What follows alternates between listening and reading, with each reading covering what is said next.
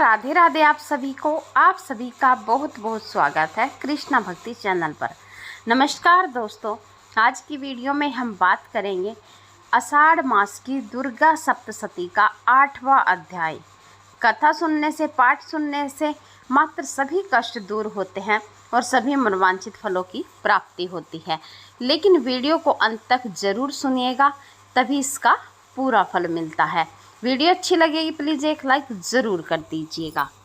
महर्षि मेघा ने कहा, चंड और मुंड नामक असुरों के मारे जाने से और बहुत सी सेना के नष्ट हो जाने से असुरों के राजा प्रतापी शंभु ने क्रोध युक्त होकर अपनी संपूर्ण सेना को युद्ध के लिए तैयार होने की आज्ञा दी। उसने कहा, अब उदा युद्ध नामक 86 असुर सेनापति अपनी सेनाओं के साथ युद्ध के लिए जाए और कंबू नामक 84 सेनापति भी युद्ध के लिए जाए और कोटिवीरिया नामक 50 सेनापति और धूम्रकुल नाम के 100 सेनापति प्रस्थान करें। कालक दोहद मौर्य और काल के यह दैत्य भी मेरी आज्ञा से सज कर युद्ध के लिए कूच करें। भयानक शासन करने वाला असुरों का स्वामी शुंभ इस प्रकार आज्ञा देकर बहुत बड़ी सेना के साथ युद्ध के लिए चला। उसकी सेना को अपनी ओर आता देखकर चंडिका ने अपने धनुष की टकोर से पृथ्वी और आकाश के बीच का भाग गुंजा दिया। हे राजन, इसके पश्चात देवी के सिंह ने दहाड़ना आरंभ कर दिया और अंबिका के घंटे के शब्दों ने उस ध्वनि को और भी बढ़ा दिया। धनुष की टंकोर, शेर की दहाड़ और घंटे के शब्द से पृथ्वी और आकाश के बीच का भाग गूंज उठा और इसके साथ ही देवी ने अपने मुख को और भी भयानक बना लिया। ऐसे भयंकर शब्द को सुनकर राक्षसी सेना ने देवी तथा सिंह को चारों ओर से घेर लिया।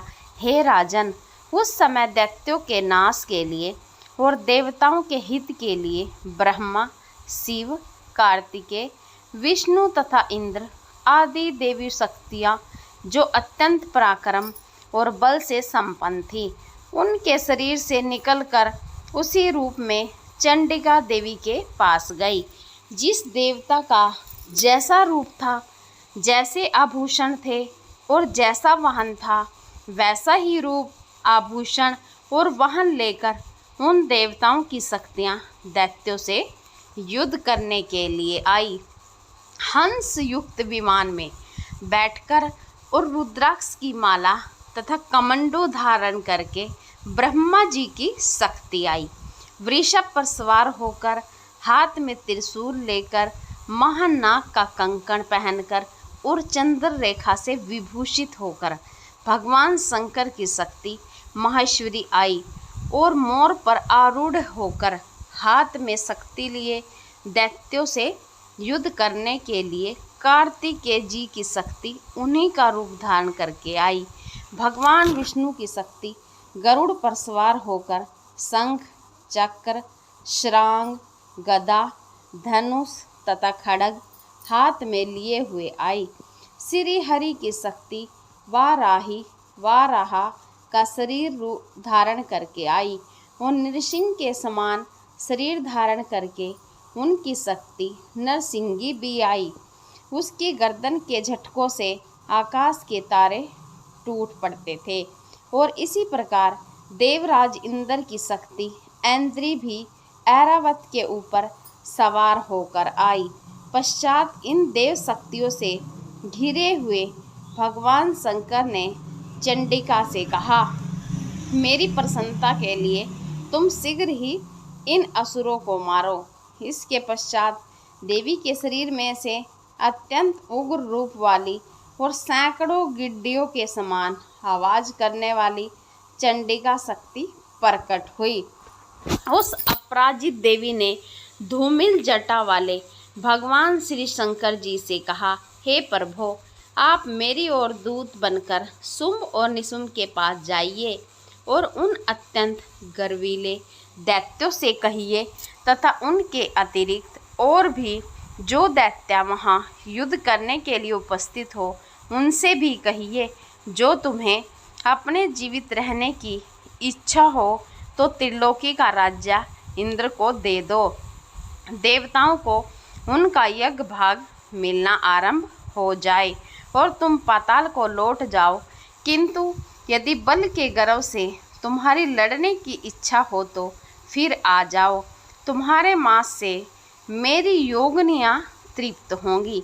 चूँकि उस देवी ने भगवान शंकर को दूत के कार्य में नियुक्त किया था, इसीलिए वह संसार में शिवदूती के नाम से विख्यात हुई।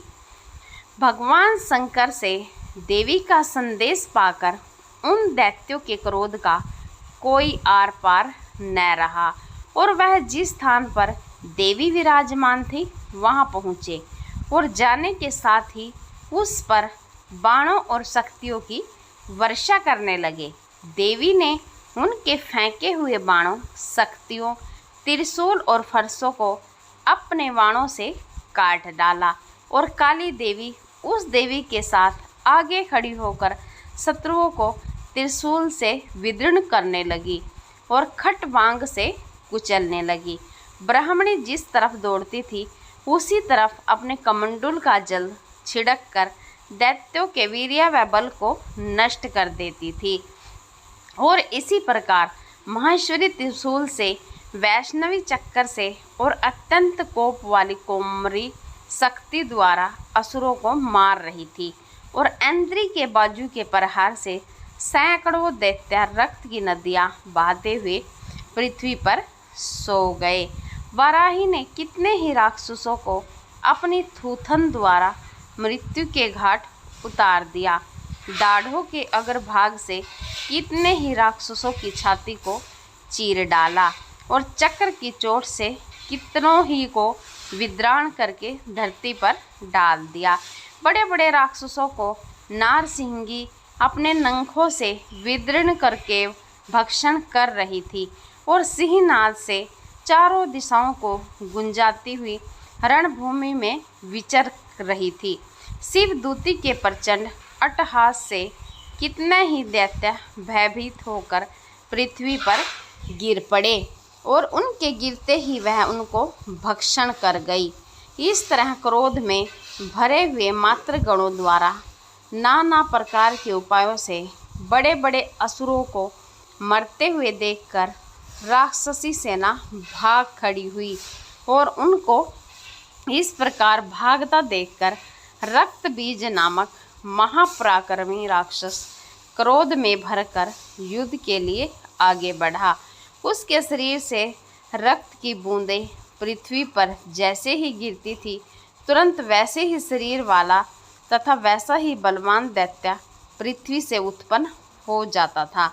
रक्त बीज गदा हाथ में लेकर इंद्री के साथ उत्पन्न हो जाता था। रक्त बीज गदा हाथ में लेकर इंद्री के साथ युद्ध करने लगा।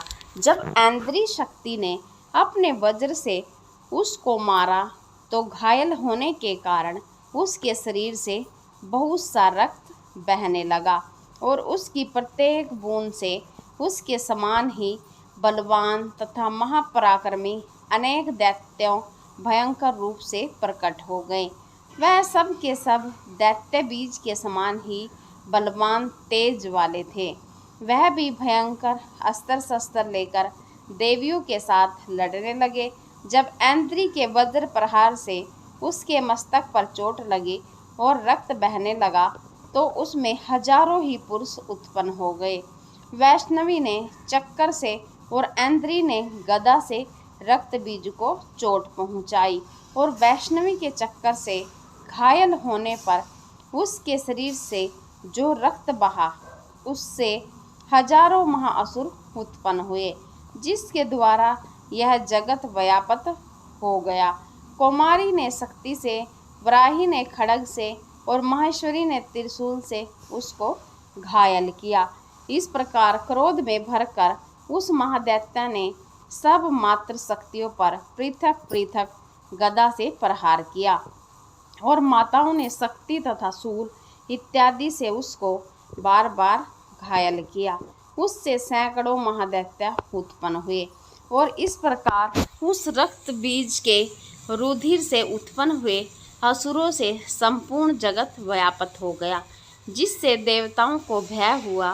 देवताओं को भयभीत देखकर चंडिका ने काली से कहा, हे चामुंडे, अपने मुख को बड़ा करो और मेरे शस्त्रघात से उत्पन्न हुए रक्त बिंदुओं तथा रक्त बिंदुओं से उत्पन्न हुए महाअसुरों को तुम अपने इस मुख से भक्षण करती जाओ।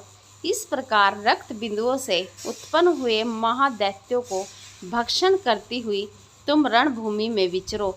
इस प्रकार रक्त क्षीण होने से यह दैत्य नष्ट हो जाएगा। तुम्हारे भक्षण करने के कारण अन्य दैत्य नहीं होंगे।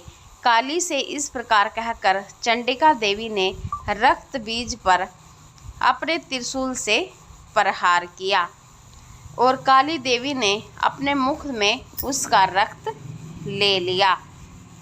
तब इस प्रकार कहकर चंडिका देवी ने रक्त बीज पर अपने त्रिशूल से प्रहार किया और काली देवी ने अपने मुख में उसका रक्त ले लिया। तब उसने गदा से चंडिका पर प्रहार किया। प्रहार से चंडिका को तनक भी कष्ट नहीं हुआ, किंतु रक्त बीज के शरीर से बहुत सा रक्त बहने लगा। लेकिन उसके गिरने के साथ ही काली ने उसको अपने मुख में ले लिया।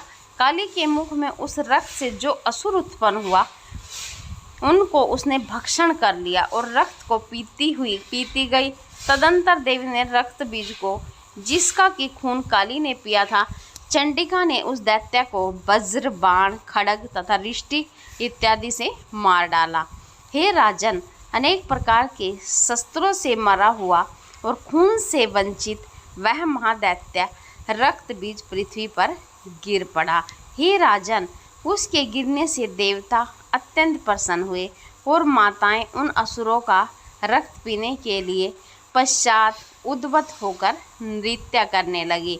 श्री मार्कंडे पुराणे स्वराणिके मनवंतरे देवी महात्म्ये रक्त बीज वधो नाम 8वां अध्याय संपूर्णः। आज की कथा यहीं पर समाप्त होती है। जय श्री कृष्णा। राधे राधे आप सभी को।